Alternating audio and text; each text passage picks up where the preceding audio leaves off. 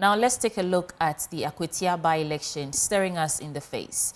The Electoral Commission has announced Tuesday, the 2nd of September 2025, as a date for the by-election in the Akwatia constituency, which is in the Eastern region. And of course, this is following the death of the Member of Parliament for that constituency, Ernest Yao Kumi. I've been joined by Madi Jibril. He's the Deputy Director of IT and Elections for the NDC. And Mr. Madi, thank you for joining us on the AM show. We already know that the NPP have put out someone, a candidate for the by-election in Akwatia, and that is Asumadu as the candidate. We want to understand this conversation, what your plans are, how you're preparing for it, and your overall strategy to ensure that you take that seat also home, although you already have an overwhelming majority in Parliament. But let's start from your initial reactions and how ready you are for September the 2nd. Good morning to your viewers. The NDC have declared that we will participate in the Akwatia by-elections. Because of that, we have started the preparation towards the elections. We are conducting primaries, which today we are doing the vetting after 3 individuals have picked nomination. After today's vetting, Monday on the 4th, we'll be conducting the primary elections. Then we'll have our candidates for the elections. How many people? Oh, I think I have a network interruption over there, but he was just telling us about his preparations for the elections, and they are starting the vetting today, and after that they will know who makes it through. So I was just speaking to the Deputy Director of Elections and IT from the camp of the NDC, and I think he's back. Madi, so you were telling us that you start vetting today, and we got some interruptions. Proceed from there. Yes, today we are doing the vetting. By 5 p.m. today, we'll end the vetting, which we are very confident that all the 3 participant aspirants will qualify. Then now we'll move to the voting on Monday 4th. Well, okay, so let's take it step by step. Who are those you're vetting today? What are the names of the people you're vetting today? Today we have the former MP, who is Oyo, and then we have Ali, who is also the former youth organizer of the constituency, then the current secretary of the constituency. So there are 3 individuals contesting the elections. Okay. You're not handpicking. You open for those who are interested to apply. At this crucial time, do you think that's the best strategy? No, it has been always the case when there's a by-elections, we do conduct primaries. And so this is not an exception. These are exceptions. And we have enough time. We are doing the elections on the 4th. And whereas the elections itself is 2nd September. So we have enough time to take that decision. I mean, you already have an overwhelming majority in Parliament. What does this Akwatia constituency mean to you? Well, I think that it's about people of Akwatia. If I say about development, it's about who will represent them to champion the cause of development in the constituency. We are in power, so you need an MP from the constituency who can now engage and then relate with the government to be able to push for projects in the area. So we are not talking about only to get in Parliament, we're also talking about developing the area. This time around, we all know that the minority in Parliament, their wish is to see that the government fails. So they will not push any project to Akwatia in case they have MP in Akwatia. So the interest is about Akwatia, not about to get in Parliament. In any case, do we also want to allow the MPP add to their few numbers that they are creating problems for us in Parliament in terms of working out, going to sit at the UCO to wheel all those things? But, I mean, Mr. Jibril, does that lie in your mouth to say whether or not, I mean, the NPP will do what they will do with the additional 1 to their 88? I mean, just like you have an overwhelming majority and you don't need it, but you also want it, they have their own reasons for which. I mean, in the past, you would have said because the seat was for the NPP, you wouldn't necessarily contest, no? I mean, I stand corrected, so why now? No, you see, there are seats that you don't contest or maybe the timing. Ejisu was too close to elections. That's why we didn't contest Ejisu. Okay. But we contested Kumewu, although it's not our stronghold. So it's about the dynamics, the timing. So, and more so that Akwatia is not that a stronghold of MPP. It's a 50-50 constituency. True. And we believe that when we won the seat last time, we were not in power. So our candidate then giving excuses in Akwatia that because my party is not in government, so I couldn't develop the area. Now our government is in power. So NDC MP will not give excuse in that constituency again. As against the MPP who will go and say, oh, our party is not in government, so we cannot develop in the area. So the dynamics now is different. So that's why we are going into these elections, believing very well that because of the big push, resetting agenda, you need somebody again from Akwatia to represent people of Akwatia from NDC. How would you characterize the candidates for the NPP before you continue with your plans, right? I know you said vetting today, you've given us the names of those who would be vetted. We'll continue from there.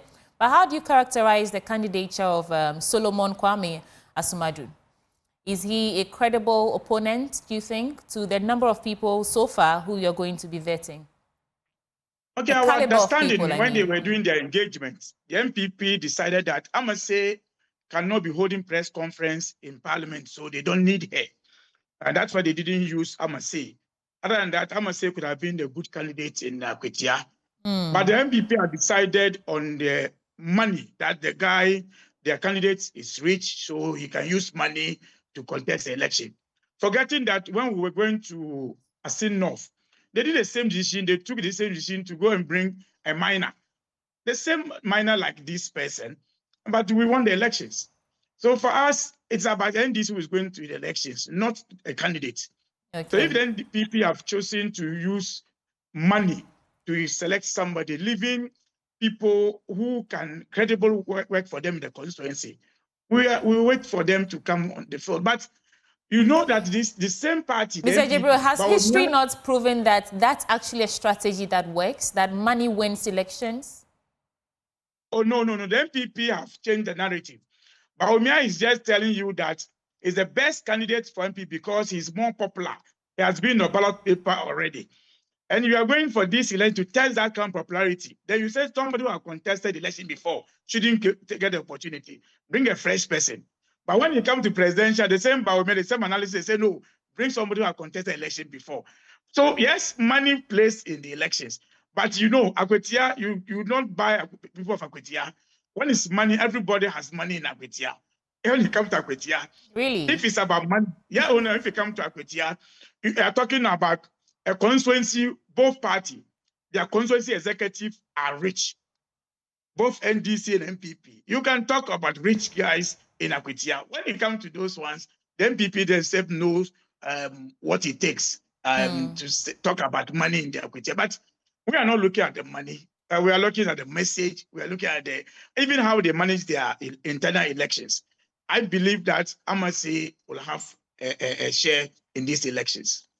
While we are not looking at the money, I'm curious to know, you don't have to give me the exact figure, but give me an estimate in terms of how much you're looking to pump into this election. It's difficult to put figures. I can give you some general figures about what we did last elections. I will pay my agent, depending on how EC will agree. It might be 2 agents, because if we have only 2 parties to contest the elections, it means that the space will be there for us to get 2 agents per polling stations for each party.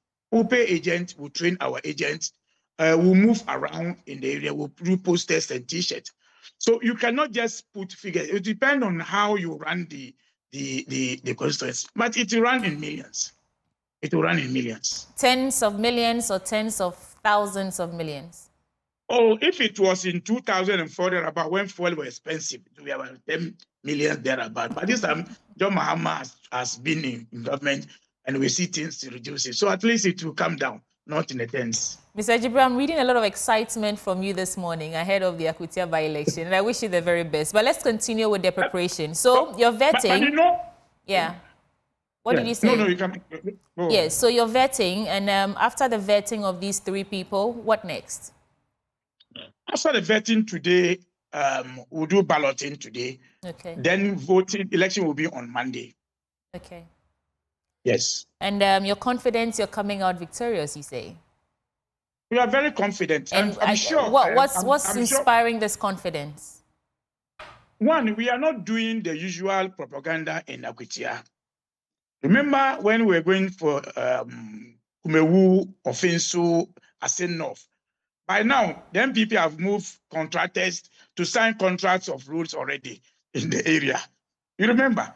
In fact, when government was even battling to get money to do roads, the MPP was able to sign contracts within a day for contractors to move into areas in Asen North and those things. We are not doing that. It's about the good message that we are sending to the area. 2 options. Are you sending an MP from Akwatia to join a group to be sitting on the floor at Iyoko or walking out when there are important things to be dealt with in Parliament? Or you are sending somebody from Akwatia to join a group who will talk about development into the constituency? These are the things that gives us confidence. And we send the same message to Ablekumanov, where it is an MPP stronghold. MPP then said, okay, yes, we have 2028 elections. Let's wait. But for now, we want development. So we give it to NDC to adapt to what to do for this country. Do you think your incumbency actually gives you added advantage? Do you think that because you are in government, you actually have advantage or an edge over the NPP in this particular election?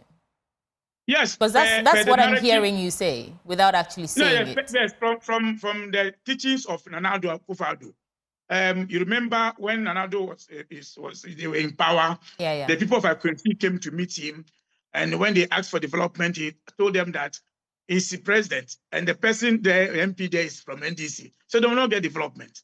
When they were going for Offenso, NDC didn't participate in that election. It was an independent candidate with MPP. But then Nana-Addo went there, the MPP went there and told them that if they vote for the independent candidate, then they will not get development in the area. So incumbency, yes, it's happy because you want development. Okay. Development where you believe in the agenda of the government of the day. The MPP don't believe in a reset agenda. They don't believe in the big push. They don't believe in the goodwill of this country. So for now, the opportunity for Akwatia people, whether they choose, as I said, whether they choose between somebody who will go and sit on the floor, because Iyoko will continue, will not stop Iyoko invitations. So you get somebody from Akwatia only join to sit on the floor, or you join the group where yesterday, just yesterday, after getting Ablekumanov candidate, MP now, she's now on board, on the board.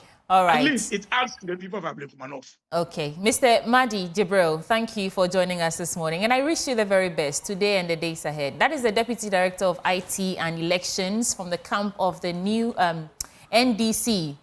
And that's that. Thank you for joining us. So.